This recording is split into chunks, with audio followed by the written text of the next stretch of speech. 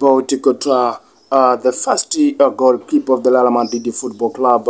Here is Rodrigo, the striker of this club. Then Modric, clash and attacking midfielder, and Real Madrid attacking midfielder. Of course, also here is Valverde, the left wing of this club. Valverde is just one among the incredible football player. Is in fact here, this is Vinicius Jr., the left wing and the right wing of this club. Incredible, the world-class player Vinicius Jr.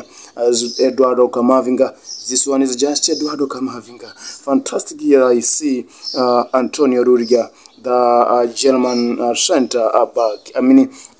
He is a Belgian center back and Real Madrid, as he was also the player of the Chelsea Football Club. In fact, here is Carlo Ancelotti, Eduardo Camavinga, the one who showed incredible performance on the game against Manchester City in UEFA Champions League, the first leg, as it was in at Etihad Stadium.